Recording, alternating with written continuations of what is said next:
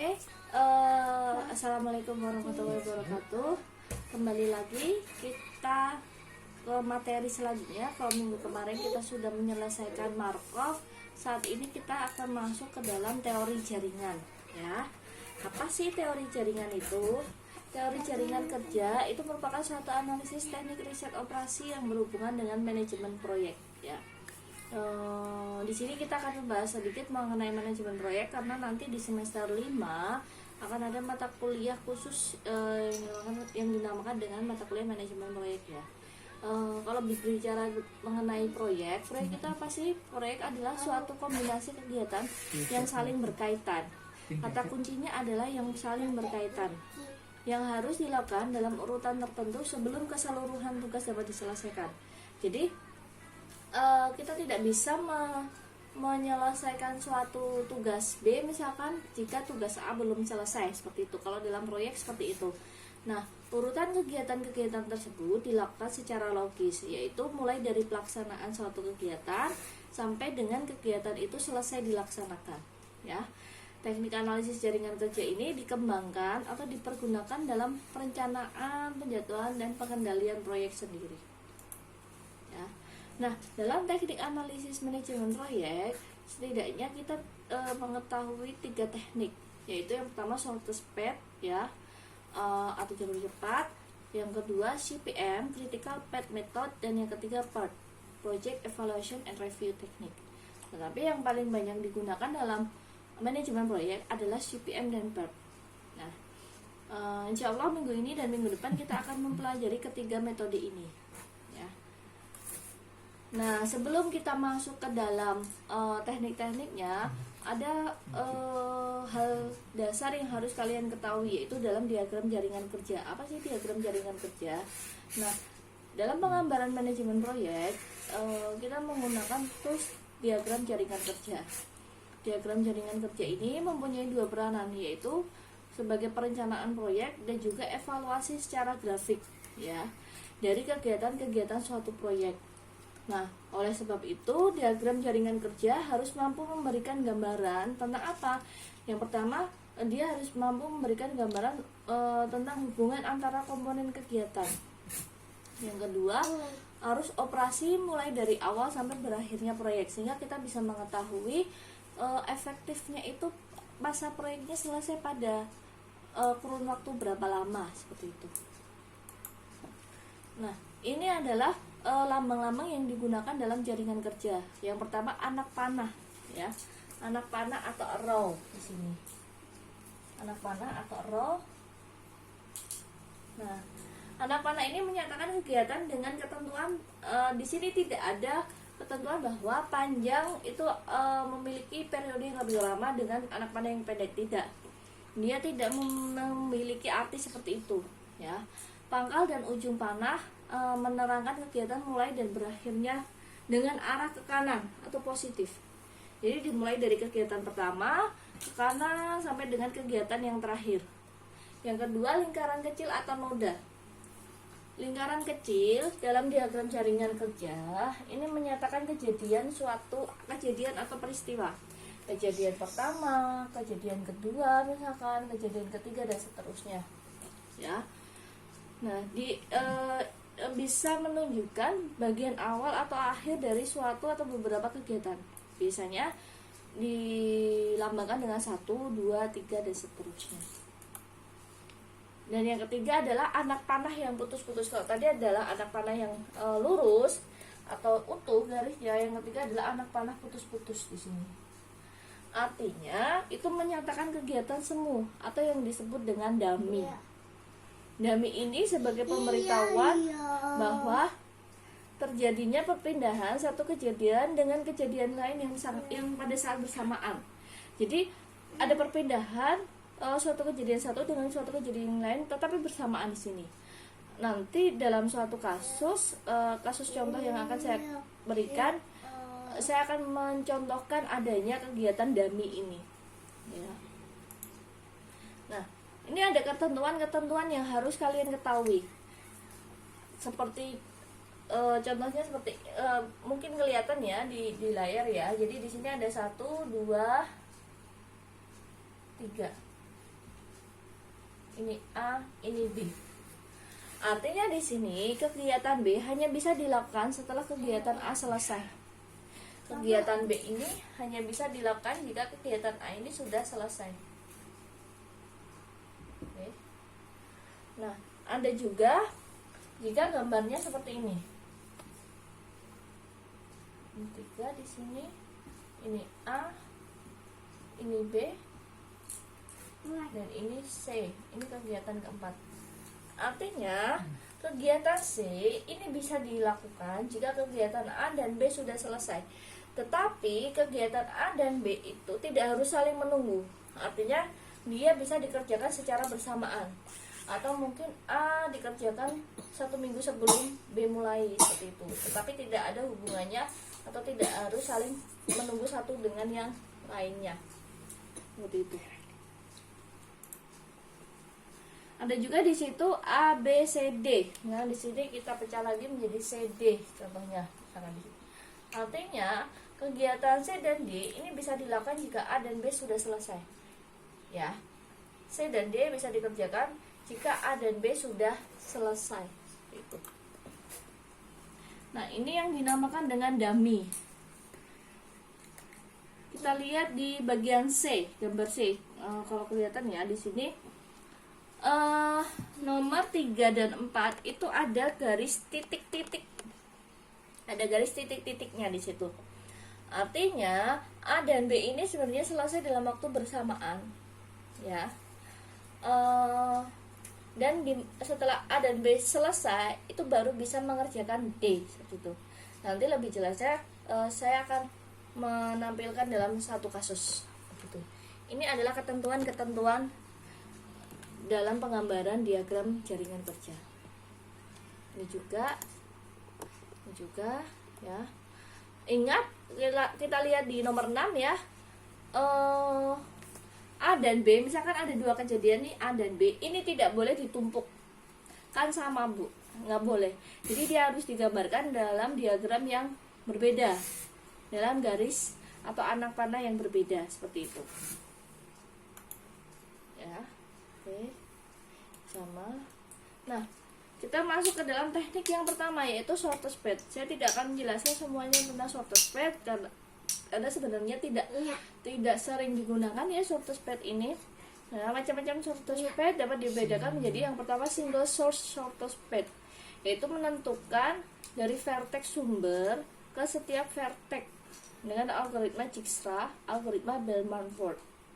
Yang kedua dengan single destination short spread, yaitu menentukan short spread ke suatu tempat T dari tiap vertex V. Yang ketiga single pair short spread, itu menentukan short spread dari U ke V jika diketahui pasangannya U dan V. Dan yang terakhir adalah all pair short spread, itu untuk semua pasangan U V ditentukan kemungkinan short spread-nya. Ya. Kita akan mencoba contohnya saja. Oke.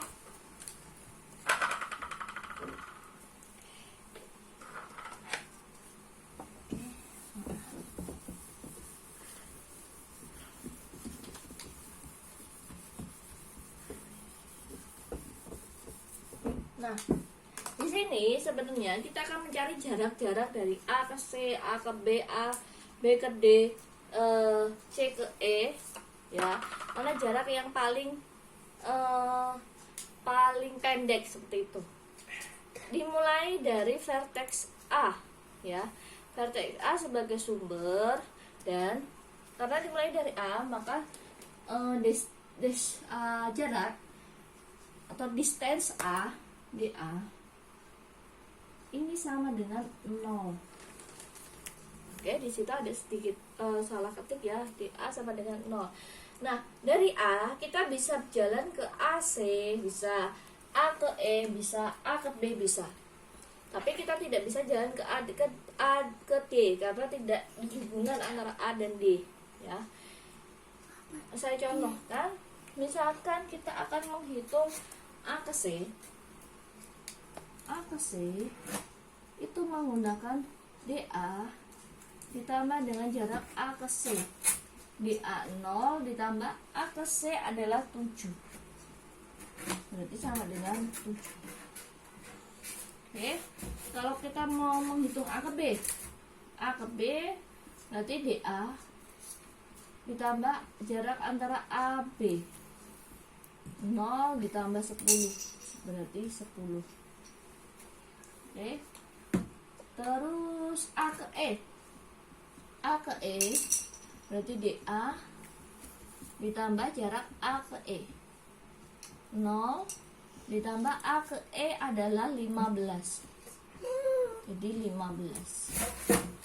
seperti ini. Nah, karena kita akan memilih shortest path ya, jadi kita memilih jarak terpendek. Untuk itu kita akan memilih A ke C, dia memiliki jarak yang terpendek, berarti ini. Saya akan mengambil dengan warna yang berbeda ya. A ke C di sini. Berarti jarak DC kita temukan ini sama dengan 7. Oke. Nah, selanjutnya kita akan cari tugasnya, kita akan mencari DE, DD, DB seperti itu. Nah, kita akan menghitung, coba kita akan menghitung DE, atau kita akan menghitung DD, atau kita akan menghitung DB. Mana yang akan kita ketahui dulu? Menggunakan jarak DC tadi. Ini yang pertama. Yang kedua, dengan menggunakan jarak DC, berarti C itu kan bisa terhubung C ke E, C ke D, dan C ke B ya. Nah, kita akan hitung jika C ke B, berarti menggunakan DC ditambah C ke B.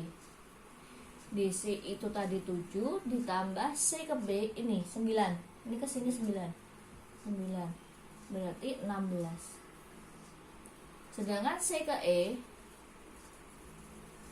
DC ditambah dengan C ke E ya, DC ditambah C ke E.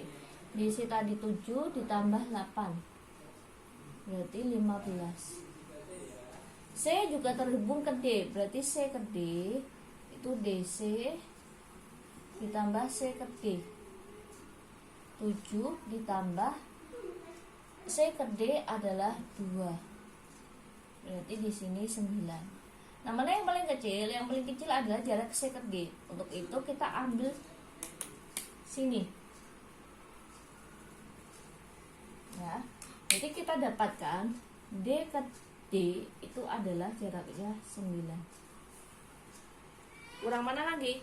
Kita kurang mencari C ke S dan kita kurang mencari DE dan DB gitu.